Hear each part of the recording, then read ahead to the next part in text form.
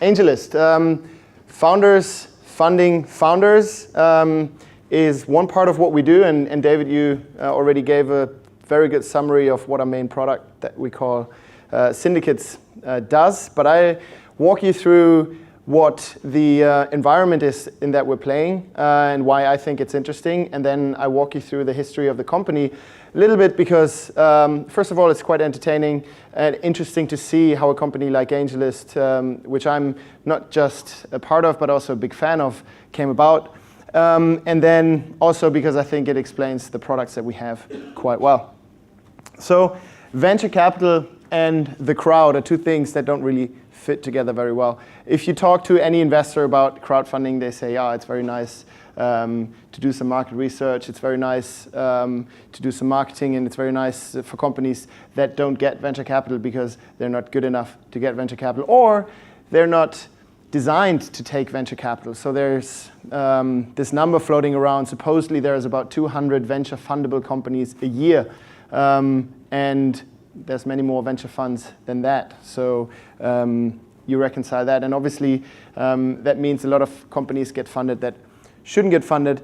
And the venture capitalists, yes, they are the gatekeepers in that game. And being part of Seedcamp, where we funded more than 120 companies over the past 7 years, and where I was part of about 100 of those, and seeing how these founders had to go out and knock on door after door after door to speak to people who really didn't have any clue what their product was about, what their market was about, but who were the gatekeepers to that capital, really made me think about how to change this. And so I think we have on the one side the very smart and very intelligent people with a lot of money. On the other side, you have the founders, and then on the other side of that room over there, you have the crowd who obviously wants certain services, wants certain products to be built, but also maybe wants to have the opportunity to invest in such businesses and potentially, very potentially, make some money.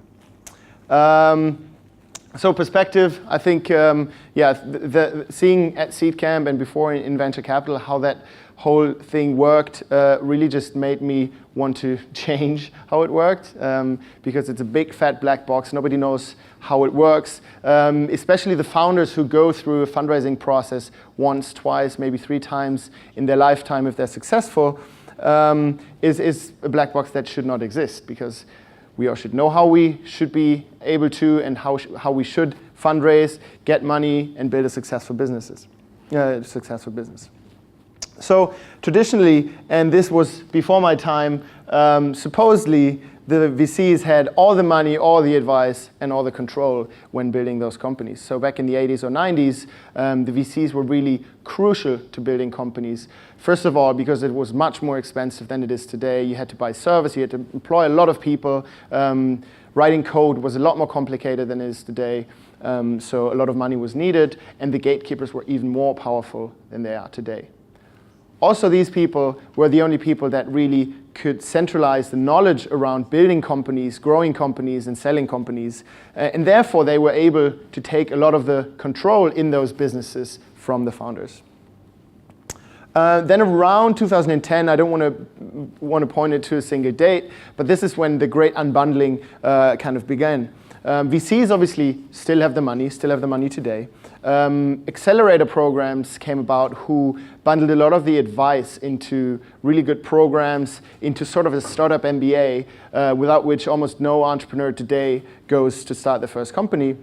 And it took the control part of building a business and put it more and more in founders' hands due to the trends that I mentioned earlier. It's a lot cheaper, it's a lot easier. Founding teams of 2 or 3 people can actually build a successful product and already sell it, and therefore leaving much more control with the founders when they go out and fundraise.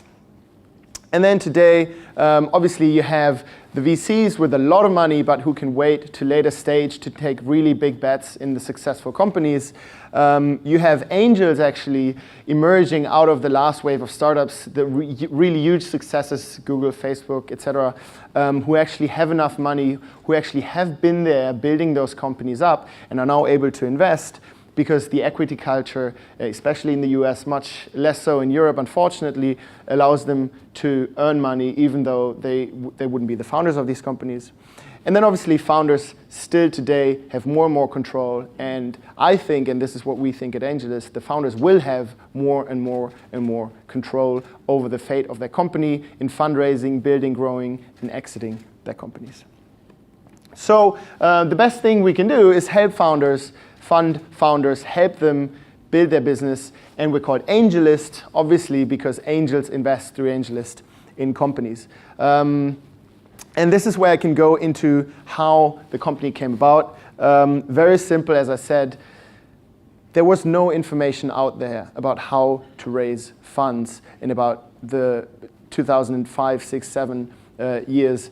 Blogs just came about, so people started writing about this stuff more, and two people, the founders of AngelList, Nivi and Naval, thought, well, we got screwed over by our investors once, so we don't want other people to have that fate. So let's start Venture Hacks, which was, in a nutshell, good advice for startups, and was simply that. If you know Nivi and Naval, they're very energetic and they're very opinionated about how you should do things in any situation, and how to build a company and how to build a startup. Obviously, for an entrepreneur, is the most important thing of their lifetime. So good advice really comes in very handy. They wrote these blog posts detailing why and how you should fundraise, why you shouldn't care about certain terms in your term sheet, why you should really care about others, what really was a standard term in a fundraising document, because when you talk to VC, everything is a standard term. So then people said, well, great, thank you very much. We now know how to raise funds from investors. Who should we raise funds from? Because that's what you should tell me. So Naval and Nivi started the list of angels, which was a really terrible idea, because it literally was a list of email addresses of the most active angel investors in the Valley, who about 5 minutes later got pitched on all kinds of crazy businesses, none of which they actually wanted to hear anything about. So took that back down, and then built a proper product out of it. That was actually when AngelList per se started as a company, because Naval and Nivi realized, hey, there's something more than just this advice. There's more than a blog or a blog post of who's actively investing. Let's build a list of the active angel investors. Let's have them show to the world who they invested in, how they exited, and why they are good angel investors. And then let's see on our side which good companies we meet that we can introduce to these folks. They had been doing that for a while because they always saw interesting startups, they always met investors. And so over the course of the years, by now, there's roughly 5,000 companies that actually raised money by meeting investors through AngelList. And that's only the companies that we actually know of, because we know they didn't know an investor before, they did know an investor afterwards, and hey, this investor is now tagged as an investor in that company on AngelList. So there's 3 problems in fundraising, and we basically decided to turn these 3 problems into products. First of all, obviously, understanding how fundraising works.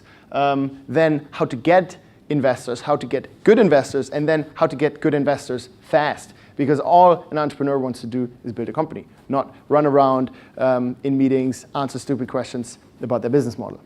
And then obviously the third one, which David already alluded to, is closing a round online. Because if you can buy a Tesla online and hopefully soon pay it with Klarna, why can't I fund my companies online? Why can I, as an entrepreneur, not get money from people that say online, hey, I want to really invest in this company? So introductions. So the first AngelList product, we helped companies get in touch with good investors. We still do that today, and thousands of companies use that every day around the world. Then there's one thing we do. We feature companies on AngelList, so we show investors which companies we think are great, and especially show them companies in markets they're interested in, locations they're interested in, etc. And this literally can close a funding round in hours. So we started doing this in Europe. One of the first companies we did this with closed about 600K in investment in 4 hours, which even I thought was pretty crazy. And then we took that to the next level and we said, hey, we have all these angels on the platform. We have all these people wanting to invest relatively small sums in startups or wanting to invest in startups in the first place. And then we have all these companies. We also understand how the whole VC market works. And if you ever want to get really bored, let's sit down and talk about how the VC market works. But basically, Syndicates is the product that we launched late last year, and it lets accredited investors, not everybody, not the crowd, accredited investors lets them co-invest with sophisticated angel investors who know how to pick a good deal, how to make money doing angel investments. So the way this works is a lead angel investor, who might be Jason Calacanis, might be Naval, the founder of AngelList, might be Gil Pencina, VP of BizDev at Twitter. We have about 40 of these successful angel investors who really already have built a track record of investing, a track record of building companies on their own. A lead investor like that agrees with the company on investing in their startup. And he says, let me take this deal to AngelList and close it there, because that means I can't only invest my own, say, $50,000. I can also bring $250, $350 or more $1,000 from these people that want to co-invest with me because they trust me and my instincts about picking companies.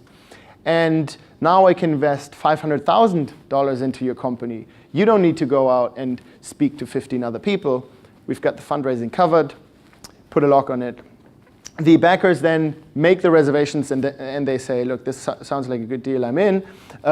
Those turn into commitments. They wire the money to us or our partners, our fund management partner, and that money is wired through a single entity to the startup, which means that the startup now has one person to talk to, which is the lead investor, who really knows what they're doing, who might have built a company on his own, and really is a good sparring partner for an entrepreneur, and gets money from all these other people who, on top of what the lead investor already does, might be able to help out in other things.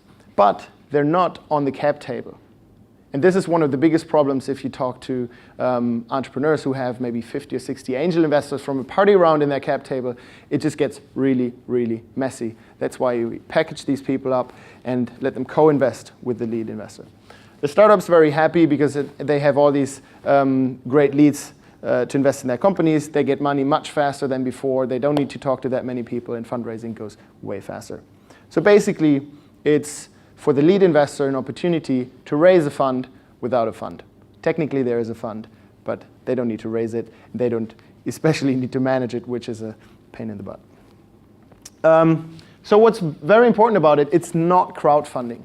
So if you have a bunch of money and you want to lose it, go and start investing in startups. It's a great strategy for losing all your money. If you don't know what you should invest in, if you don't know anything about startups, if you don't know how the sausage is made, then you should not start investing in startups because it's extremely risky, and only people who can understand that level of risk should invest in startups. That means it's not for everyone, and it's certainly not a safe investment.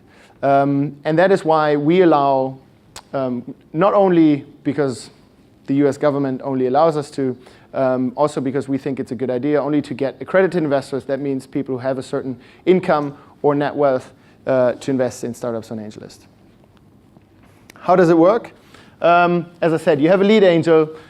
He gives access to his deal flow to the backers, because these backers might only invest $1,000 into each company. And they don't have access to great deals that happen in Silicon Valley. But they want to invest in these companies. So they say, look, I'm very happy to give you some carry, to give you a little bit of the upside that I might make in a successful startup to the backer, if in turn I can invest in those deals alongside you. The lead angel obviously supports and manages the startups, manages the startup relationship, and the startup makes room for the lead investor because he can not only bring his 50K to the table, but a much larger chunk, and therefore making fundraising a lot easier. Obviously, the backers also support and lend their network to the startup in marketing, very much like in any shareholding situation. And this is how it works. the startup gets money, the lead angel gets some carry and gets to get a better negotiating position at the table, and the backers get access to deals that they otherwise could never have gotten access to. One thing that is really important when you invest as an angel investor is you can only make money if you invest in about 30 companies or more. That's mathematical, the kind of the number where you start making money as an angel investor, even if you're really good at picking deals. So an angel investor who might have 50K in over 5 years to invest in this asset class of high-risk startups can usually invest in 2 or 3 companies when he goes and lets entrepreneurs pitch to him. He goes to events and sees companies that might be looking for investment. In this case, he can take the 50K and spread that out over 50 investments in syndicates, which is a great deal. A great deal more likely to be successful for him. So just a few examples of what is happening. We have just launched one syndicate that is exclusively investing in drone companies. I think this is really exciting, just because it's one of those new trends that are coming up, so maybe we don't need to talk about that question later. Gil Pincina, one really good syndicate lead. He has done, I think, 6 or 7 investments so far. He has almost 4 million in backing, which means he can now start putting VCs out of their place in rounds that are happening. You have people like Jason Calacanis, a successful founder himself, really, really, really well connected in the Silicon Valley and LA area, and also a great guy to work with from the founder's perspective. So yeah, what we really want to do is we want to enable angel investors to be bigger angel investors and to be more successful investors, and that's what AngelList is for.